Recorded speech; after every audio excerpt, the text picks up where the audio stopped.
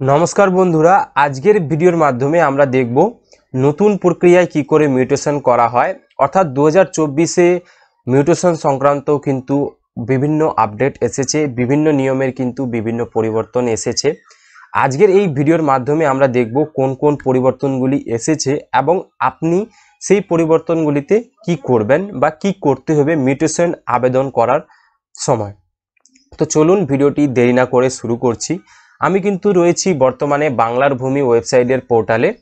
আমার ডিসক্রিপশানে এই ওয়েবসাইটের লিঙ্ক দেওয়া রয়েছে, আপনারা সেখান থেকেও কিন্তু এই ওয়েবসাইটে ডাইরেক্ট চলে আসতে পারেন এবং এখানে কিন্তু আপনারা সিটিজেন সার্ভিসের আন্ডারে আপনারা যখনই আসবেন তখন কিন্তু অনলাইন অ্যাপ্লিকেশনের আন্ডারে একটি সেকশন দেখতে পাচ্ছেন, মিউটেশন অ্যাপ্লিকেশন। তো এই জায়গাটিতে ক্লিক করলে কিন্তু এরকম অ্যাপ্লিকেশন ফর্মটি, যা আপনাদের অনেকটা আগের মতোই, সেটি কিন্তু খুলে যাবে এবং এখানে কিন্তু বিভিন্ন অপশনগুলি দেওয়া রয়েছে, যার মধ্যে আমরা যদি অ্যাপ্লিক্যান্ট ডিসক্রিপশন এই সেকশনটিতে দেখি, এই সেকশনটিতে কিন্তু বেশ কতগুলি অপশন অ্যাড করা হয়েছে। যেমন এই জায়গাটিতে আমি একটি অপশন হাইলাইট করছি, যেমন এখানে রয়েছে ইজ দ্য সেলার অবলিক আপনার ট্রান্সফার অবলিক প্রসিডিওর রেকর্ডেড ওনার। তো এই অপশনটি কিন্তু আগে ছিল না, বর্তমানে এটি কিন্তু রয়েছে। তো এটি আপনার অনেকটা এরকম যে আপনার দলিলে যে ব্যক্তি জমি বিক্রি করেছে সেই ব্যক্তির নামেই যদি রেকর্ড থাকে তাহলে কিন্তু ইয়েস করবেন।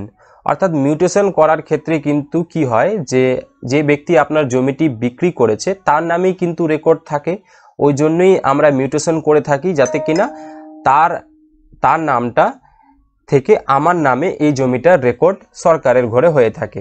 অনেক সময় কিন্তু এখানে নো সিলেক্ট করতে হয়। ধরুন আপনি আপনার লিগ্যাল হেয়ার অর্থাৎ আপনার বাবার জমি বিক্রি করছেন বা লিগ্যাল হেয়ারের হয়ে আপনি কোনো জমি বিক্রি করছেন বা আপনি চেন ডিডে যদি কোনো জমি ক্রয় করে থাকেন, তাহলে কিন্তু এই জায়গায় অপশনটি নো সিলেক্ট করবেন এবং নো সিলেক্ট করার পরে এখানে আপনার চেন ডিড অ্যাভেলেবেল, তো আপনি এখানে এস করে আপনার এখানে চেন ডিডের যে ইনফরমেশনগুলি চাওয়া হয়েছে সেগুলি কিন্তু এখানে ফিল আপ করতে হবে। তো আমি এই অপশনটি আবার খুব পরিষ্কারভাবে আপনাদের সামনে উপস্থাপন করব।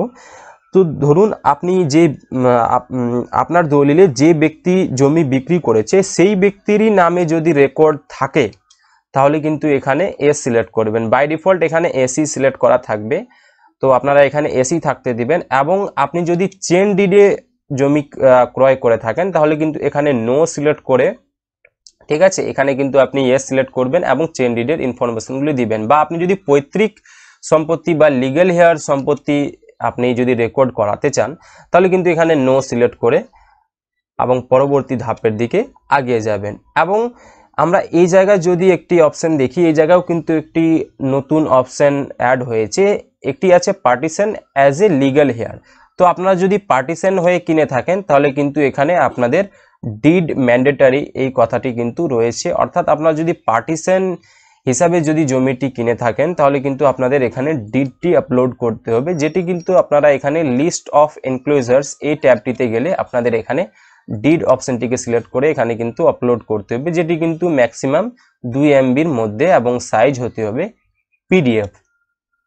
তো আপনারা এই জায়গায় দেখলেন, এই জায়গাও কিন্তু একটি অপশন রয়েছে এবং এখানে আপনার যদি পার্টিশন হয় partition deed number, partition deed date, এবং আপনারা যদি অ্যাজ এ লিগ্যাল হেয়ার হিসাবে যদি জমিটি রেকর্ড করতে চান তাহলে কিন্তু আপনাদের এখানে লিগ্যাল হেয়ার সার্টিফিকেট এবং proof of date of enclosure button is mandatory. অর্থাৎ আপনারা যদি লিগ্যাল হেয়ার হিসাবে রেকর্ড করাতে চান তাহলে কিন্তু আপনাদের লিস্ট অফ এনক্লোজারে এসে আপনাদের এখানে আপনাদের লিগ্যাল হেয়ার সার্টিফিকেট এবং আপনার যে ব্যক্তিটি মারা গেছে তার কিন্তু এখানে আপনাদের যে ডেথ সার্টিফিকেট সেটি কিন্তু এখানে আপলোড করতে হবে।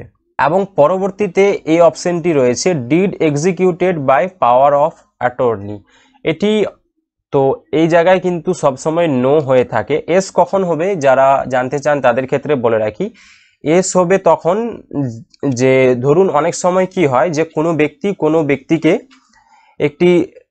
একটি লিগ্যাল প্রক্রিয়ার মাধ্যমে একটি জমির বিক্রি করার আপনার এখানে অথরিটি দিয়ে থাকে। তো সেই সময় কিন্তু এখানে আপনার deed executed by power of attorney, তো এখানে আপনাদের পাওয়ার অফ অ্যাটর্নি নাম্বার এবং পাওয়ার অফ অ্যাটর্নি ডেট দিতে হয়। ঠিক অনেকটা এরকম আমি যদি আপনাদের আরেকটু পরিষ্কারভাবে বোঝানোর চেষ্টা করি, তাহলে এখানে কিন্তু আপনাদের যে কোনো ব্যক্তিকে যখন জমিটির বিক্রি করার একটা লিগ্যাল অথরিটি দিয়ে গেছে, সেই ক্ষেত্রে কিন্তু এখানে আপনার এস সিলেক্ট করে এখানে আপনার পিওএ নাম্বার এবং পিও ডেট সিলেক্ট করতে হবে। তো বাই ডিফল্ট এখানে কিন্তু নই থাকবে, ইন জেনারেল ক্ষেত্রে নই হয়, তো এখানে আপনারা কিন্তু নই রাখবেন। এবং বায়ার ডিটেলসে আপনি যদি নিচের এই ঘরটিতে দেখেন, এই ঘরটিতেও কিন্তু যা অ্যাজ ইট ইজ আছে অ্যাজ ইট ইজই থাকবে। এবং এখানে কিন্তু এখানে আধার লিঙ্কেড মোবাইল নাম্বার বা ব্যাংকের সাথে লিঙ্কেড মোবাইল নাম্বার লাগবে উইথ ওটিপি এবং ইমেল আইডি, ঠিক আছে।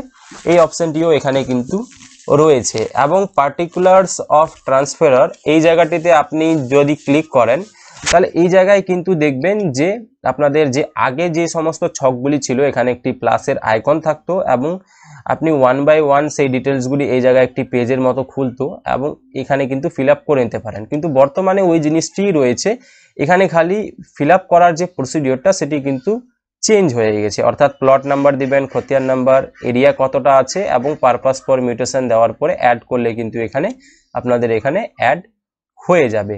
এবং পরবর্তীতে আপনার লিস্ট অফ এনক্লোজারে গিয়ে আপনার যদি নিচে ক্যাপচা ফিল করে সাবমিট করলে কিন্তু আপনাদের অ্যাপ্লিকেশনটি সাবমিট হয়ে যাবে। তো বন্ধুরা, আজকে এই পর্যন্তই ইনফরমেশন দেওয়ার ছিল।